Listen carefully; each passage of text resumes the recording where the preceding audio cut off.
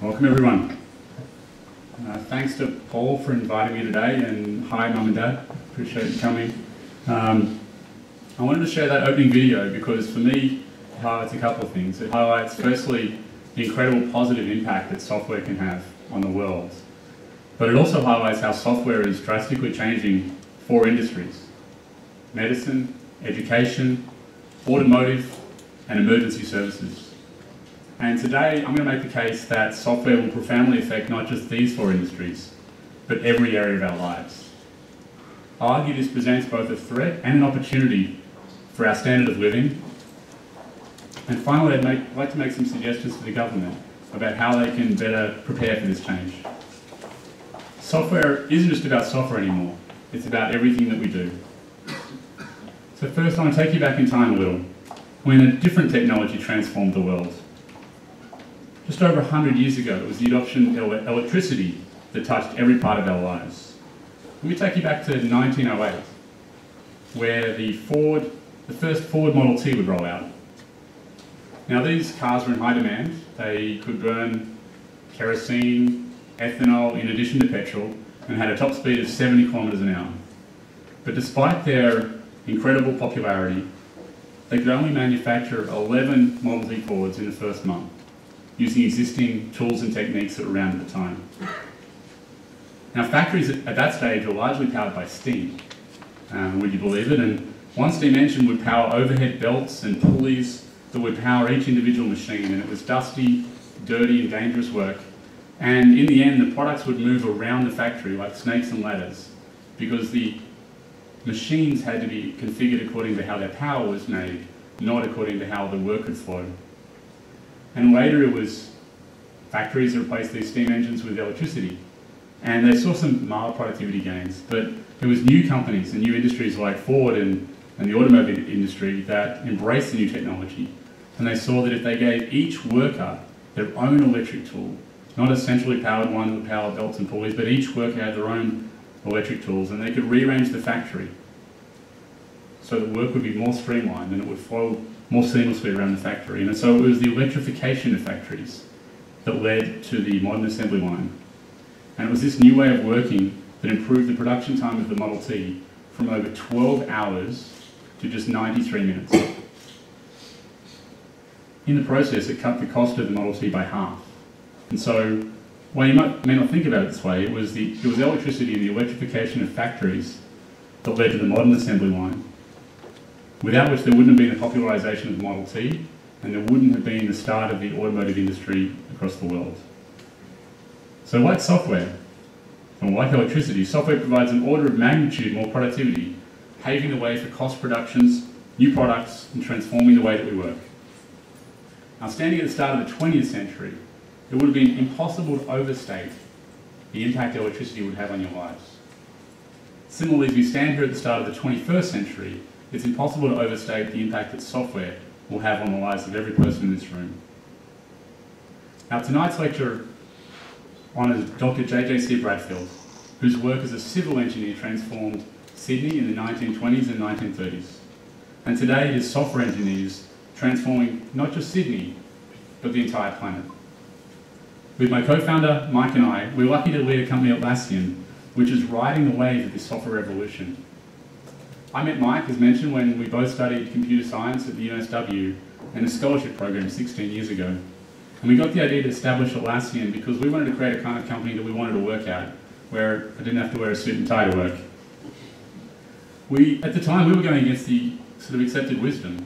People told us that IT was going to be outsourced to India, that there would be no jobs, and we were really in a dead-end industry.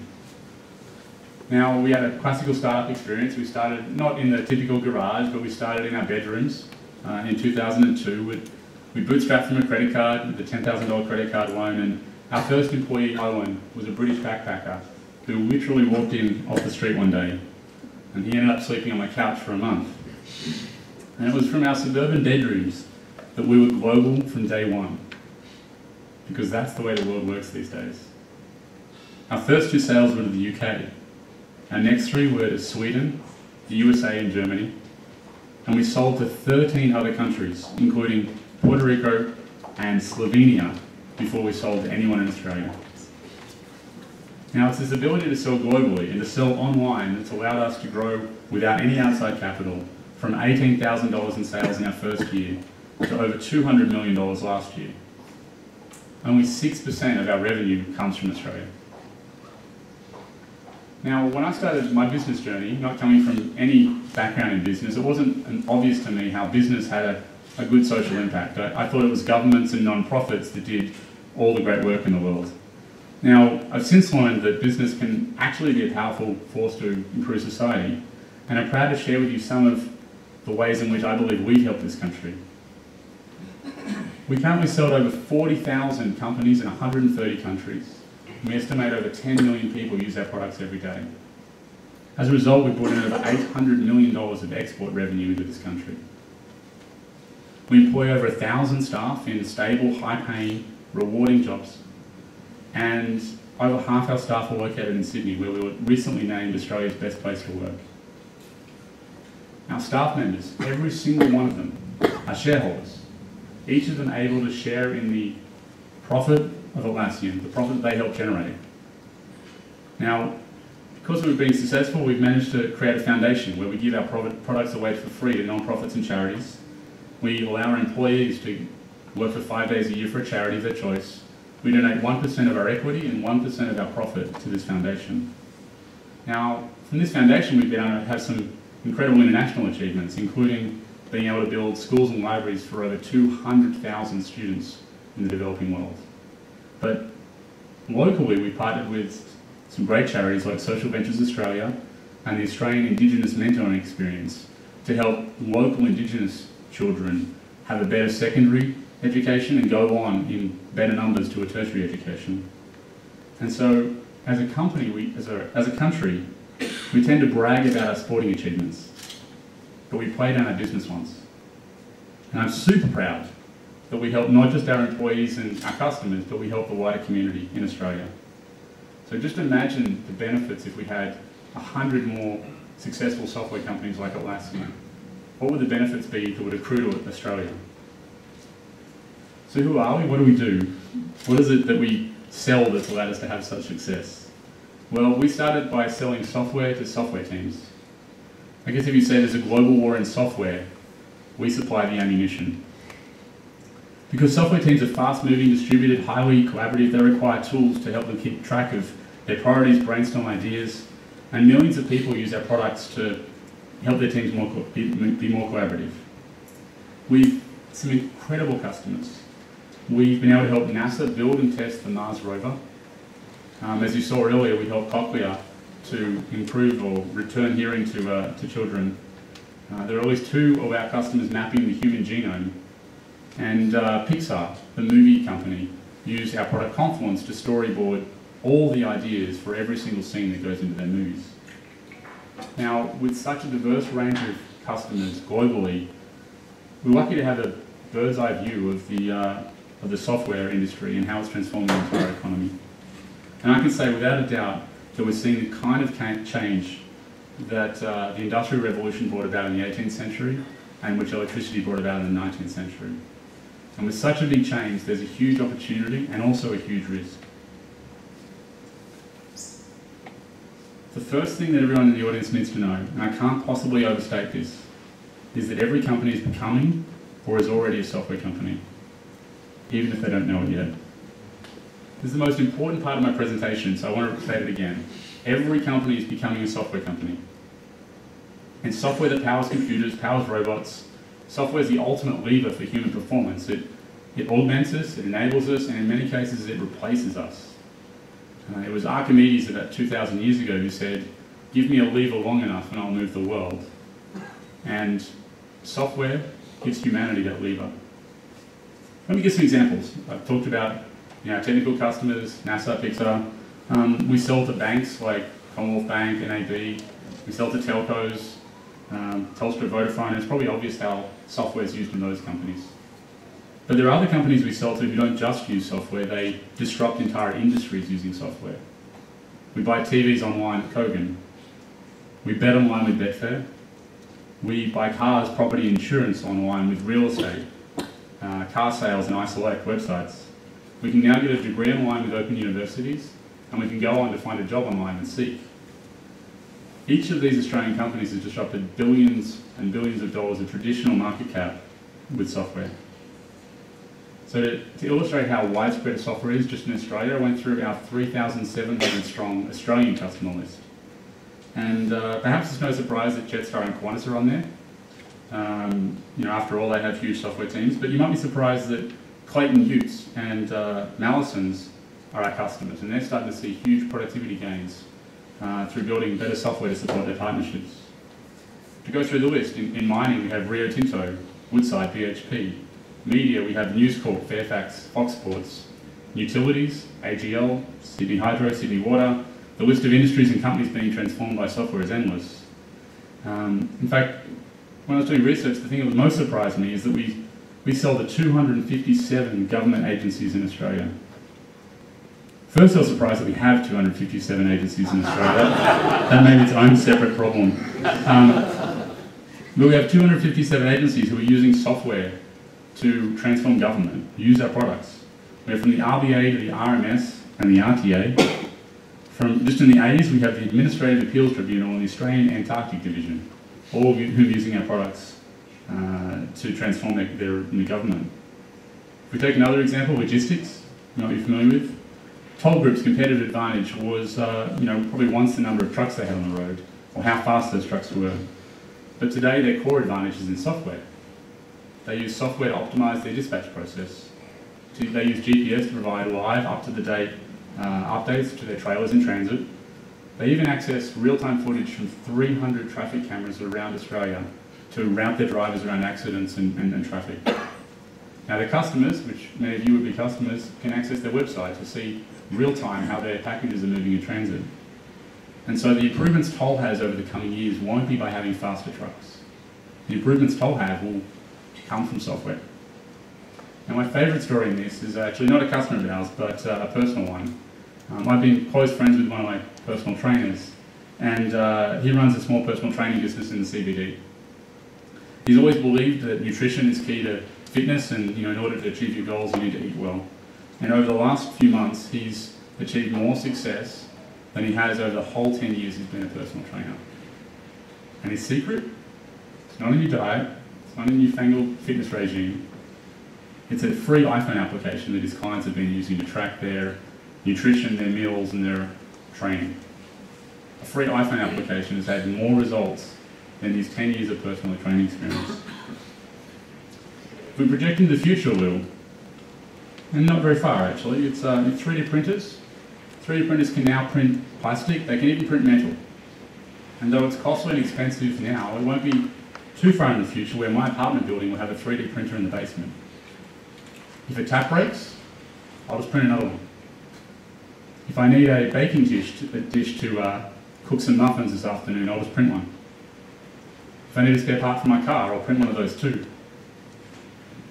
The future's not far off, and it's a future powered by software. And companies now fit into either two buckets.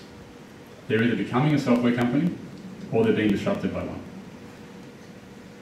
My second observation is the world is now flooded than ever before, and software is making that a possibility. Now this is both an opportunity and a threat for Australia.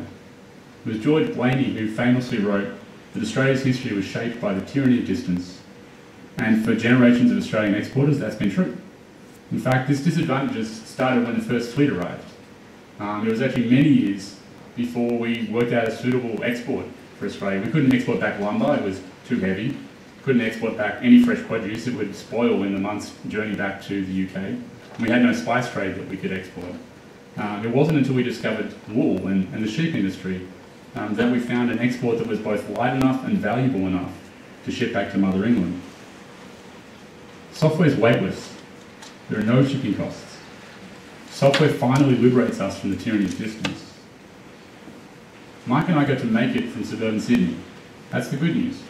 The bad news is that any other Mike and Scott from any suburb in Seattle or Shanghai, Lucknow or London, Hanoi or Helsinki can also do the same.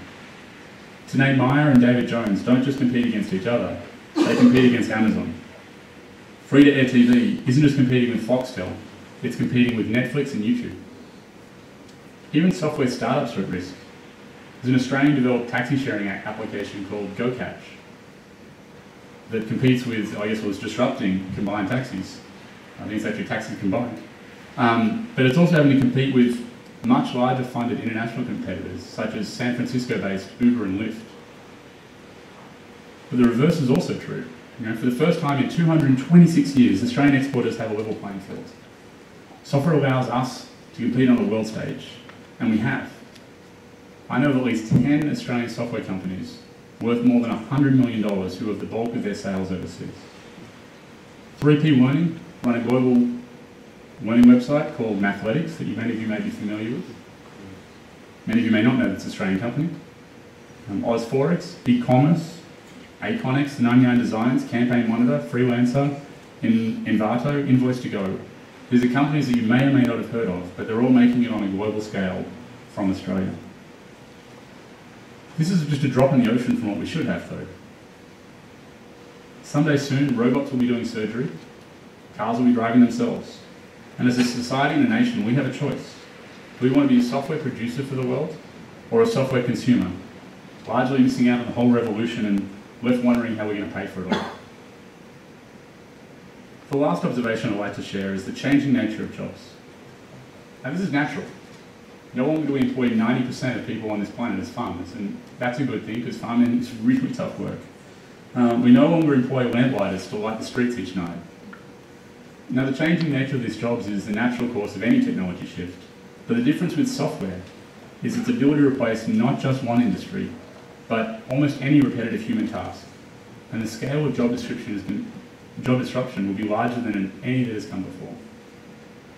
Now, previous transitions have affected mainly low-paying manufacturing jobs, but software automates the knowledge worker. It disrupts the engineer, the doctor, the types of high-paying jobs that Australia needs to maintain its standard of living and its high wages. I've mentioned the Model T before. Let's talk about another automotive example, the Tesla electric car. Tesla is a car that's designed using software. It's built entirely by robots in an automated factory. They have no showrooms. You arrange a test drive on the internet. You can review it, configure it, and order it online. The Tesla sends back automatic diagnostic information so the manufacturer can diagnose failures before they happen. The dashboard is one large software-powered touchscreen, replacing the myriad of buttons and knobs that often break. Now, when Tesla's San Francisco customers complained that when they took their foot off the accelerator and the car rolled back down the hill like a manual car would, Tesla shipped an over-the-air update to change that. So customers would wake up one day, they would opt into this new feature, and now it would behave like an automatic. There was no recall, no mechanics involved. They shipped an over-the-wire update to change the properties of the car. The result of this is it's so reliable they offer an 8-year unlimited kilometre warranty. Unlimited case. It's been rated the very best car ever driven and the safest car ever tested in the US. And so whilst Australia is shutting down its automotive manufacturing plants, Tesla designs and builds their cars in California, one of the highest labour markets in the world, all because of the productivity of software. And like the Model T, this car is only possible because we transformed the manufacturing process. Instead of electricity, it's software driving this revolution. And there aren't thousands, until this time there aren't thousands of people on the factory line. There aren't thousands of people working on the automated production. There are robots. There are people writing software and there are robots.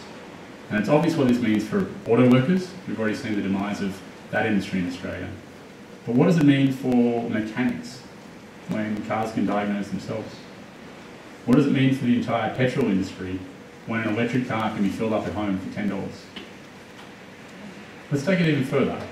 In what was once the realm of science fiction, Google has now tested a self-driving car in California that's driven over 1.1 million accident-free kilometres. Now, I've got 2 young children, and when they grow up, I'm going to worry about them driving on the roads, about speeding, about drunk drivers, about idiots on the road.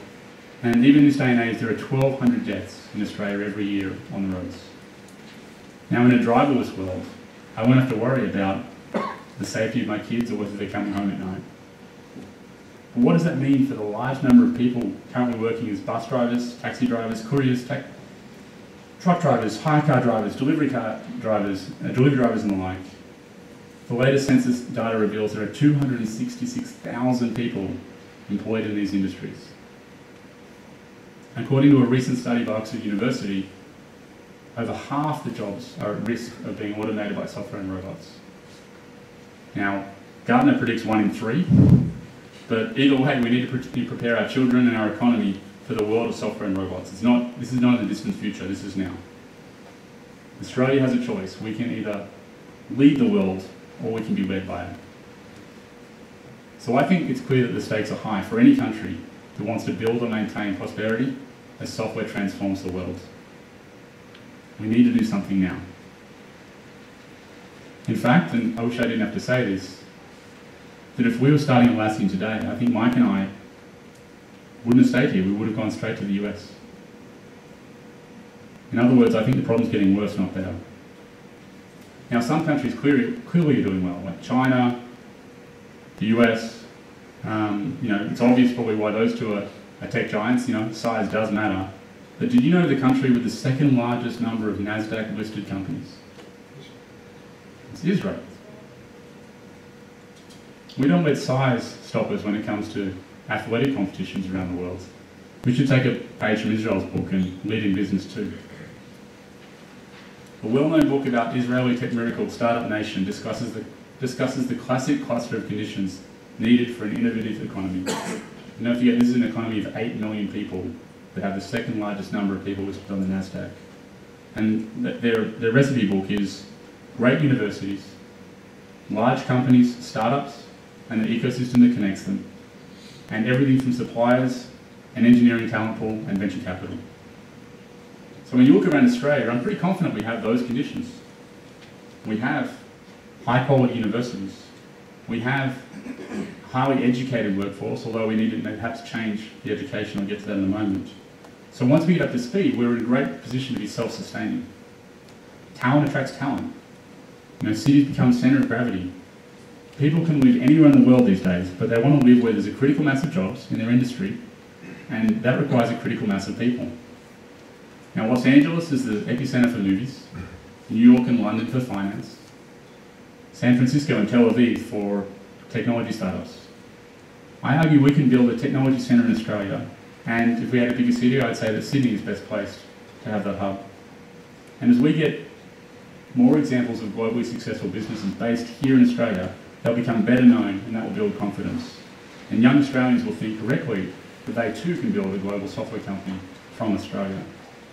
This will also attract talented people from around the world to come and build their livelihood in Australia. So as a nation, we have an opportunity to be a tech giant in a world increasingly dominated by technology, or we can risk missing the boat entirely in a universe where that technology is reinventing traditional industries, and with it the jobs that go along with it. So I now want to share my recommendations for the government, and this is the bit Paul's been dreading.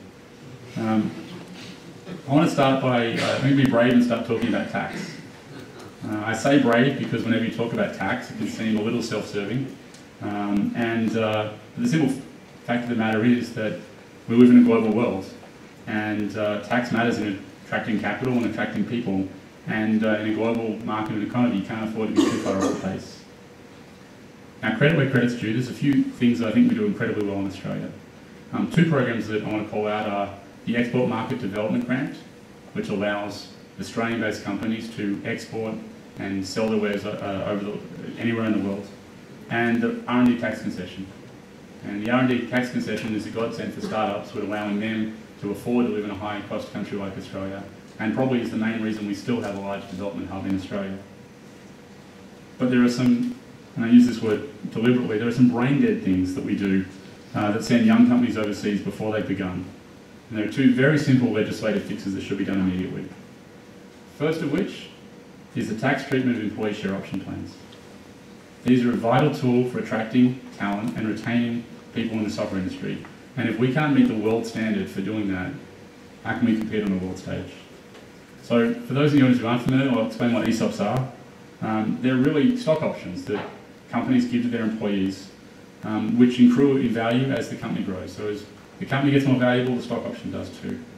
And if you're an employee considering joining a startup, the option to share in future riches is a huge determinant on whether you leave your B job in a corporate or a bank, or if you're a startup overseas and trying to attract people from to come work in Australia.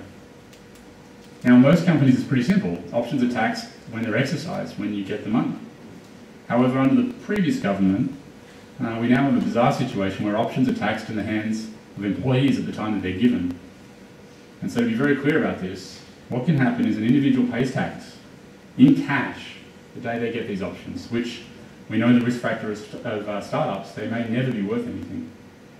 Yes, you heard correctly, you can pay tax for something that may never ever be worth something. And so, that's a problem. At our company, we decided it was so vital to issue options, it was so important that we paid the tax on behalf of our employees. So far, we've paid over $5.4 million in tax to the Australian government on behalf of our employees. And if Atlassian were located in any other country in the world, that's $5.4 million we could have reinvested in a business to grow faster. And look, we're in a lucky situation that we could do it, even though it hurt us. But many other companies and startups aren't in that same situation. And it's a huge disincentive to starting a startup business in Australia. And I read today that there are some current proposals on the way for fixing the system, and some of them so far have been pretty complicated. In my view, we should follow the US model, which is you tax employee share options when they're exercised and when your employees get the money and not before. So securing top talent is one part of the equation. Access to capital is the other critical part. So the level of activity on VCs and angel investors has happened and proved a lot, and we've got some people from, I know from Blackbird Venture Capital here today. But once you've moved beyond an early stage, it's still difficult for companies to raise money.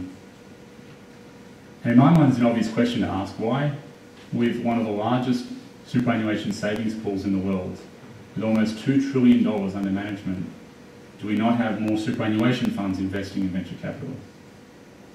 Today, only 0.0006% of superannuation funds are invested in local venture capital.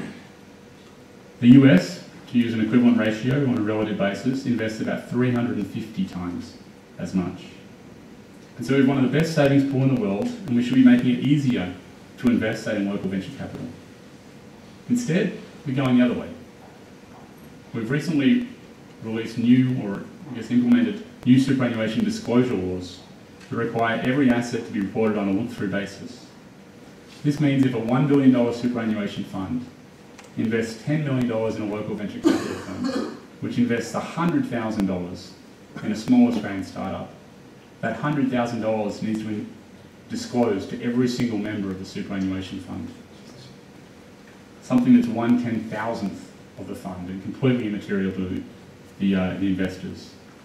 So I'm in huge favour of better disclosure. I think that the government does a great job of heading that direction, but this is complete madness.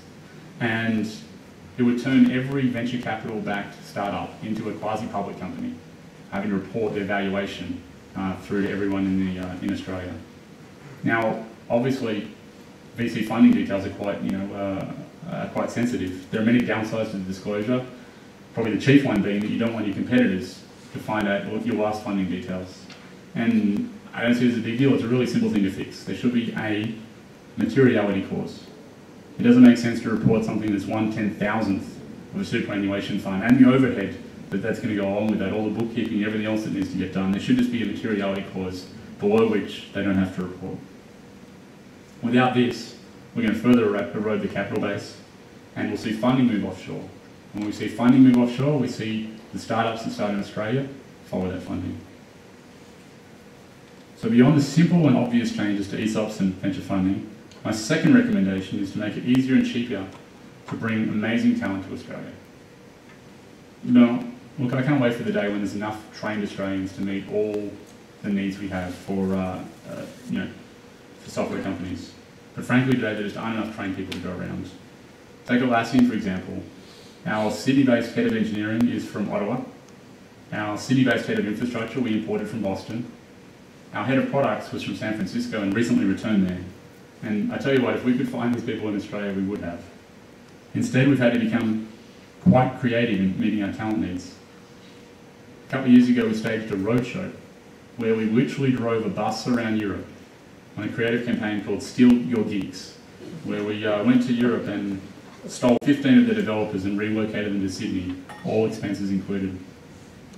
Every other software company I speak to in Australia is the same. There just isn't enough people locally to meet the demand. So we have two choices. We can employ staff overseas and potentially long-term move the company there. Or we can bring these talented people to Australia where they can train our staff and participate in the local economy. Today we take advantage of the 457 visa program, which many of you may know and includes important safeguards to protect Australian jobs. But there are two problems that need to be fixed. Now the first is that while larger companies like Atlassian can work through the Byzantine process, pretty much you need to have an employment lawyer, or an immigration lawyer to do all the government, well, I guess to dance through the government bureaucracy. And there's requirements to train Australian staff. To get a 457 visa, you have to prove you're training Australian staff, which makes no sense when you're a 10-person startup.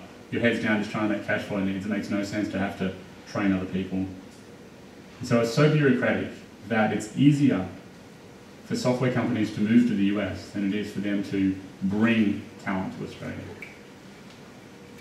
There should be a special case for 457 visas for startups, for software startups, that jump through all the, get rid of all the red tape and make it easier to bring people to Australia rather than make it easy for them to leave. The second problem we have is expense. Some of the key terms of the 457 visa make it really expensive for people to come live in Australia.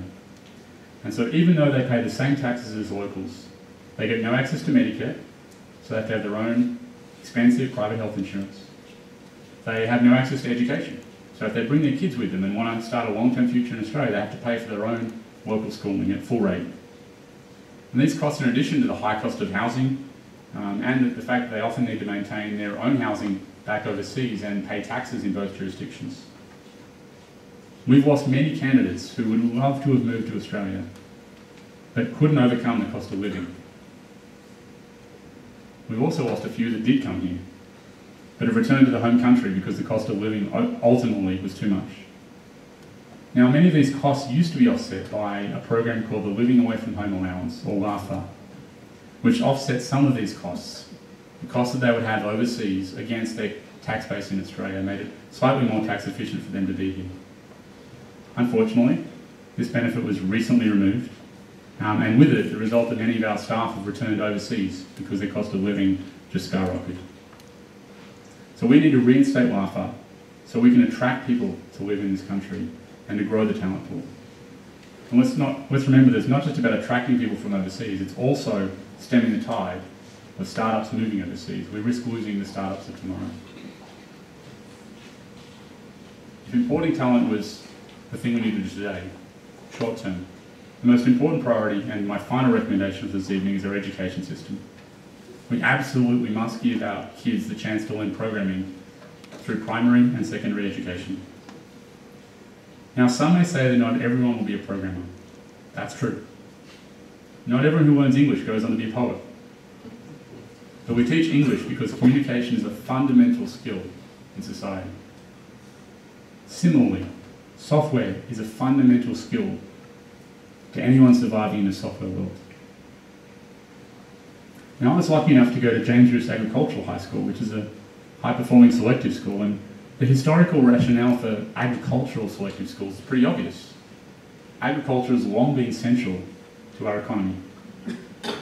But today, an even stronger case can be made for intense educational focus on developing computational and software skills, and more nations are making this a priority. In the United Kingdom, starting this year, public school students will be required to learn coding at age 5 and programming at age 11. Similar programs already exist in France and Finland. In Estonia, 100% of publicly educated students will learn how to code starting at age 7 or 8 in first grade and continue all the way to their final year of school. Estonia, people.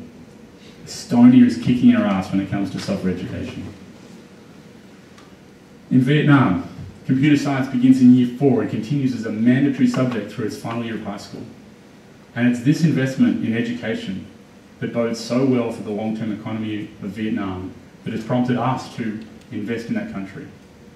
We've recently opened an office in Vietnam, and we now, a little over a year after opening it, have 85 jobs there. That's 85 jobs we could have had in Australia if we had a more educated workforce. At a tertiary level, the trends locally are going in the wrong direction. Enrolments in computer science are actually falling, if you could believe it. Despite demand for software workers doubling over the last 15 years, tertiary software enrolments have halved. This lack of university interest probably actually starts at a school level because there's no uniform national requirement to teach computer and software skills. Now, fortunately, there's a new digital curriculum that's being considered as part of the National Curriculum Review, and this will be the nation's first coordinated effort to teach computer science at every primary school. Now, naturally, teachers will be worried that they don't have the skills to teach computer science, and I agree with them. But let's remember not to teach software to kids using 19th century teaching methods. Surely online teaching has to be part of the answer. We can only look to the success of an initiative in the US called Code.org, and Code.org has had 33 million students try their hour of code, a 1-hour introduction to computer programming. Code.org have built 20 hours in tutorials in 30 languages and has partnered in the US with over 30 school districts to add computer science to the full curriculum. We absolutely need to make software a mandatory part of Australia's school curriculum. So in closing, I believe every company is becoming a software company, whether they like it or not, and whether they know it or not. It's going to transform everything in a way not seen since the Industrial Revolution. And in this change, as a country, we have two choices. We can ignore it and watch it erode our global competitiveness and our way of life, or we can embrace it, and like we do on the sporting field, punch above our weight on a global basis. Now is absolutely the time to move. There are simple things the government can do legislative to fix up ESOPs and venture capital. But we need to create a critical mass quickly as we're competing with other global cities in a race to build a technology industry. And the biggest thing we need to do now is import a talent base, and long term we have to invest in education. Or else, in 10 years, you won't find any more Atlassians or any other software companies based here. It may seem like a big ask, and in some ways it may seem like we're late to the party. But in times like this, I'm often reminded of a Japanese proverb. The proverb goes, the best time to plant a bonsai tree was 20 years ago. The second best time is today. So with your help, we can build a world-class software industry today. Thank you.